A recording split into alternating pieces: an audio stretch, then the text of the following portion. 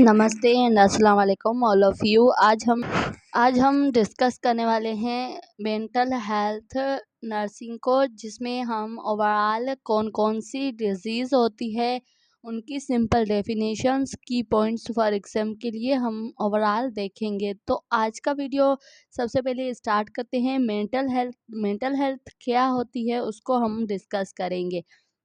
तो डिस्कस करते हैं। Mental health is a state of well beings in which a person can think clear, manage stress and work productively, the maintain good relations. तो इसमें क्या है कि अगर मेंटल हेल्थ स्टेटस की बात करते हैं, वेल बींग होना, एक मेंटली वेल बींग होना, और उसके अलावा think clear and manage stress, वो चीज़ों को क्लियर कर सके और अपने स्ट्रेस को मैनेज कर सके, और उसके अलावा प्रोडक्टिव वर्क कर सके, मेंटेन अपने गुड रिलेशंस कर सके फैमिली के साथ, फ्रेंड के साथ, तो उसको हम क्या कहेंगे? Mentally healthy person. ठीक है।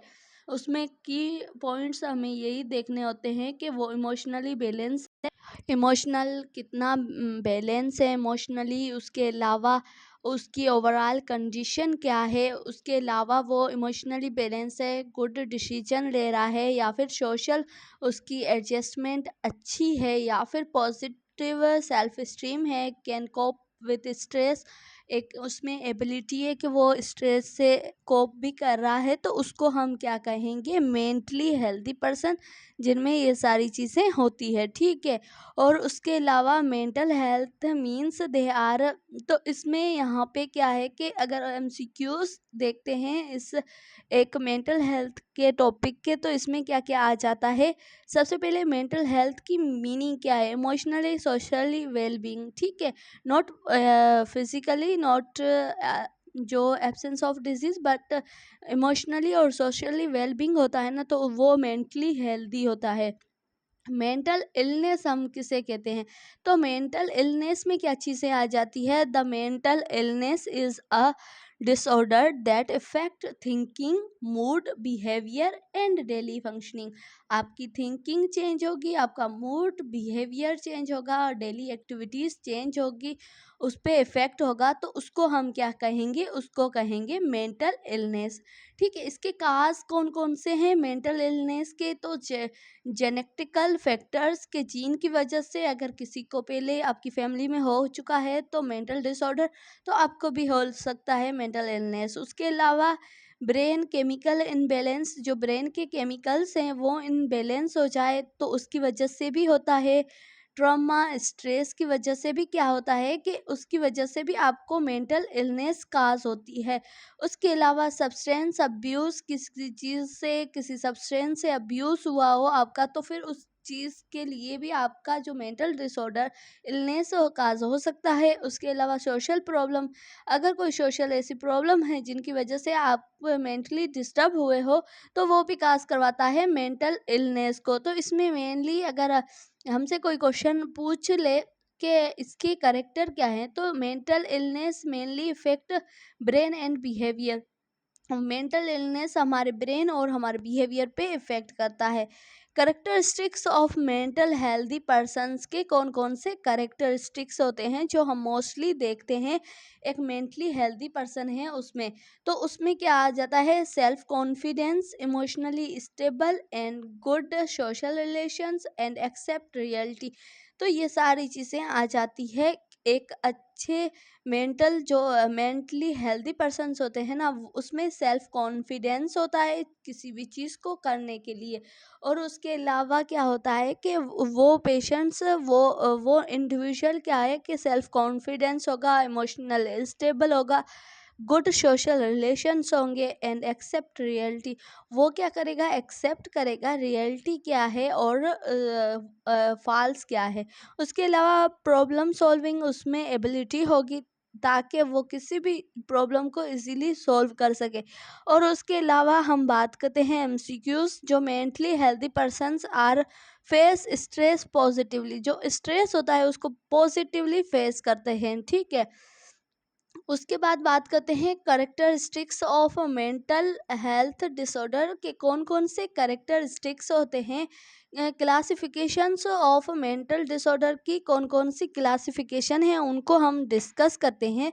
तो यहाँ पे दो मेन क्लासेस आ जाती है, एक न्यूरोटिक डिसऑर्डर और दूसरा साइकोट्रिक डिसऑर्डर। न्यूरोटिक डिसऑर्डर में क्या क्या डिजीज़ कौन कौन सी आती है, उसमें एंजाइटी, डिप्रेशंस एंड फोबियाज, ये दो तीन डिजीज आ जाती है न्यूरोटिक डिसऑर्डर में। उसके अलावा साइकोटिक डिसऑर्डर में सिजोफीनिया, अक्यूट साइकोसिस और सिजोफीनिया आ जाता है साइकेट्रिक डिसऑर्डर में।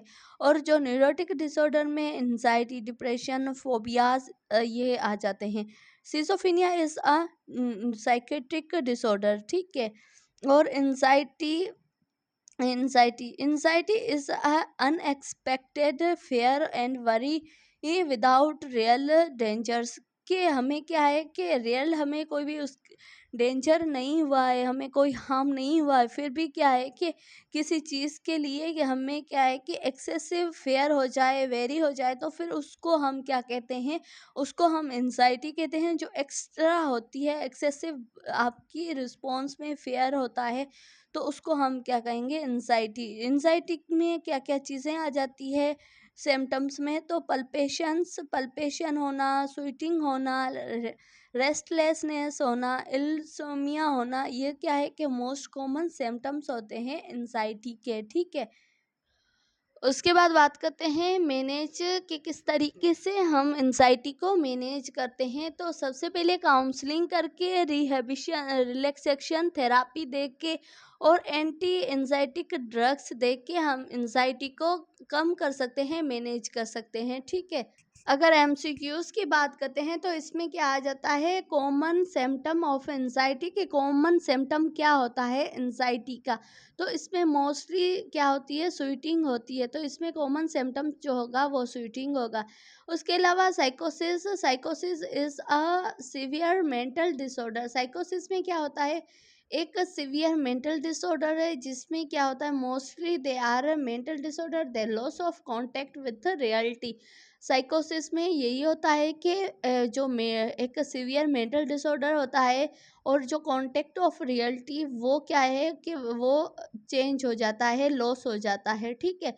और जो रियलिटी में वो फ़र्क नहीं कर पाता कि क्या फ़ाल्स है, क्या ट्रू है, रियलिटी क्या है और इमेजिनेशन क्या है। फॉर एग्जांपल उसमें आ जाता है, साइकोसिस में हम देखते हैं तो उसमें हेलोसिनेशंस, डिल्यूशंस एंड डिसऑर्गेनाइज्ड स्पीच, ये तीन डिसऑर्डर आ जाते हैं। हेलोसिनेशन में यही होगा कि है ना, आपकी सेंस चेंज हो जाते हैं, आपको एक वॉइस सुनाई देती है जो होती नहीं है एक्चुअल में। और उसके अलावा क्या है कि है ना, आपको क्या है कि डिफरेंट टाइप की आपको पिक्चर्स दिखाई देंगी, जिसको ये जो साइकोसिस डिजीज जिसमें हेलोसिनेशन है वो आ जाती है। तो उसमें अगर हमें क्या है कि हमें पेशेंट सिर्फ ये है, वो दूसरे लोगों को देख रहा होगा पर हमें नहीं, वहाँ पे होगा कोई नहीं, फिर भी वो उसको इमेज दिखाई देगी और वो किसी से बात करेंगे और वॉइस सुनाई देगी। ये सारी चीज़ें हेलोसिनेशन पेशेंट के साथ होता है। इल्यूशन डिल्यूशन में यही होता है कि फॉल्स ऑफ बिलीव के, उसका बिलीव हो जाता है, वो रियलिटी को नहीं देख पाता है। और डिसऑर्गेनाइज्ड स्पीच, जिसमें क्या है कि डिसऑर्गेनाइज स्पीच हो जाती है साइकोसिस पेशेंट से, ठीक है। उसमें अगर हमने देखा है कि उसमें क्या होता है कि डिसऑर्गेनाइज स्पीच होती है उसकी, जिसमें क्या है कि वो कुछ भी बोल रहा होता है, उसको मीनिंगलेस वो बात कर रहा होता है, उसको पता ही नहीं होता है कि हम प्रॉपर वे क्या होता है बोलने का, उसको पता ही नहीं होता है। तो वो ये तीनों डिजीज जो आ जाती है वो आती है साइकोसिस और सिजोफीनिया, ये दोनों टाइप है साइकेट्रिक, जो साइकोटिक डिसऑर्डर है उसके। और उसके अलावा न्यूरोटिक डिसऑर्डर के डिफरेंट हमने टाइप पढ़े थे, एंजाइटी हो गया या फिर डिप्रेशन हो गया, फोबिया हो गया वो। और उसके अलावा अगर इसकी ट्रीटमेंट की बात करते हैं तो इसमें मोस्टली हम क्या करते हैं, ट्रीटमेंट फॉर साइकोसिस एंटीसाइकेटिक ड्रग्स देते हैं और उस पेशेंट को हम हॉस्पिटलाइज करते हैं।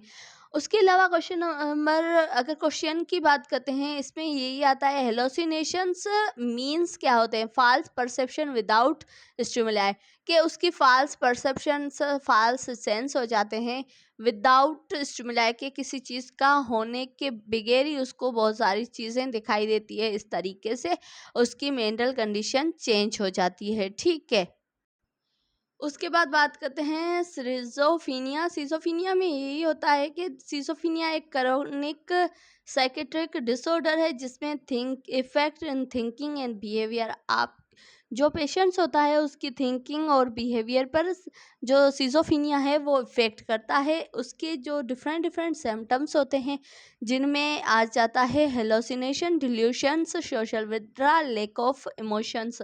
तो ये सारी चीज़ें आ जाती है सिजोफीनिया के पेशेंट्स में।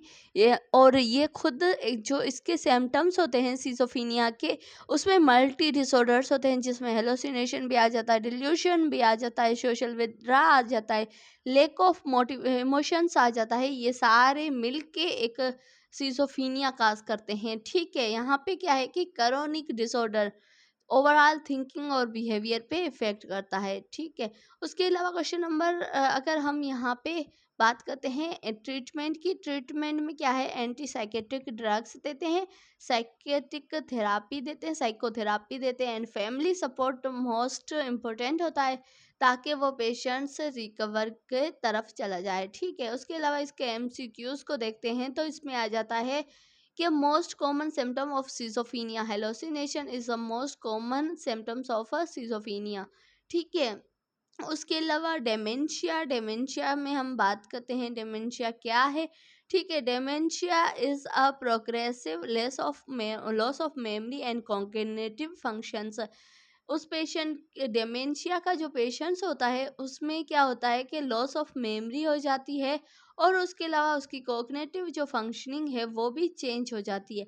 उसके अलावा कास क्या होता है, कास किन चीज़ों की वजह से होता है, अल्जाइमर डिजीज़ है, स्ट्रोक है, एजिंग है, किसी पेशेंट की एज बड़ी है या फिर उसको अल्जाइमर है या फिर उसको क्या है स्ट्रोक हो गया है, तो वो सारी चीज़ें मिल के आपको जो पेशेंट है उसको डेमेंशिया करवा सकता है। डेमेंशिया में loss of memory, memory loss हो जाती है, कॉग्निटिव फंक्शनिंग्स इम्पेयर्ड होती है। उसके अलावा क्या है कि सिम्टम अगर हम देखते हैं जो पेशेंट्स हमारे पास होता है ना डिमेंशिया का, उसमें तो उसमें क्या है कि सिम्टम में memory loss, confusion, personality change, उसकी पर्सनालिटी भी चेंज हो जाएगी। मेन सिम्टम ऑफ डिमेंशिया उसमें क्या होगा कि मेमोरी लॉस हो जाती है में डिमेंशिया में। उसके अलावा कुछ हम डिजीज पढ़ते हैं ना यहाँ पे, सुसाइड, तो suicide is a intentional unintentional self harms leading to death. कि एक सुसाइड, जो साइकेट्रिक पेशेंट्स होते हैं ये मोस्टली सुसाइड करते हैं। ये अनइंटेंशनल क्या होता है कि सेल्फ हार्म, खुद को ही वो हार्म कर रहे होते हैं एंड लीड करवाते हैं डेथ को। ठीक है, इसके रिस्क फैक्टर यही होते हैं कि अगर पेशेंट्स डिप्रेशन का है तो वो क्या करेगा, वो सुसाइड अटेम्प्ट करेगा। ठीक है, बार बार वो ट्राई करेगा सुसाइड करने का। उसके अलावा सब्सटेंस अब्यूज़ का कोई पेशेंट्स होता है, उसको भी क्या है कि वो भी है ना वो बार-बार ऐसे एक्ट करेगा जिससे सुसाइड हो। उसके अलावा सोशल आइसोलेशन, जो लोग अकेले रहते हैं, बिल्कुल आइसोलेशन रहते हैं, जिनकी मेंटल हेल्थ बहुत ख़राब है, वो भी क्या करते हैं, सुसाइड अटेम्प्ट वो भी हाई रिस्क पे होते हैं। उसके अलावा प्रेसिव अटेम्प्ट जो पेशेंट्स होते हैं वो भी सुसाइड के हाई रिस्क पे होते हैं कि वो भी सुसाइड करते हैं। उसके अलावा प्रिवेंशन, अगर हम बात करते हैं सुसाइड को किस तरीके से हम उस पेशेंट को प्रिवेंट कर सकते हैं, तो उसमें यही है कि हमें प्रिवेंशन के लिए काउंसलिंग करनी चाहिए, फैमिली सपोर्ट, क्राइसिस इंटरवेंशंस। उसके अलावा most common risk factor for suicide is depressions. Most common जो रिस्क होता है वो डिप्रेशन में सुसाइड का साधा होता है। उसके बाद अगर हम नाइन टॉपिक हमारा 10 है जिसमें अल्कोहल एंड सब्सटेंस अब्यूज़, जिसमें हम बात करते हैं अल्कोहल एंड सब्सटेंस अब्यूज़ क्या होता है। इसमें यही है कि repeated use of drugs, alcohol Kasing physical and mental harm. जो आप रिपीटडली कोई चीज़ ले रहे होते हो वो मेंटली और फिजिकली हार्म पहुंचाता है, तो उसको हम क्या कहेंगे, अब्यूज़ कहेंगे, सब्सटेंस अब्यूज़, अल्कोहल अब्यूज़ कहते हैं। जिसमें साइन और सिम्टम्स डिपेंडेंसी आ जाती है, विदड्राइंग सिम्टम्स आ जाते हैं, वो सिम्टम को भी विदड्रा कर देते हैं। पुअर सोशल फंक्शनिंग हो जाती है उन पेशेंट की।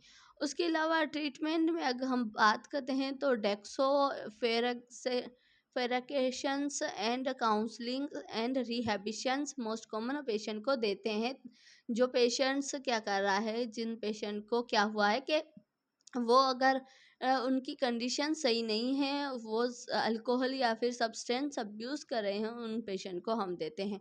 उसके अलावा क्वेश्चन नंबर यहाँ पे एमसीक्यूज है, विदड्रा सिम्टम्स इंक्लूडिंग, तो वो टिमर्स जो है ना वो आ जाता है विदड्रा सिम्टम इंक्लूडिंग में।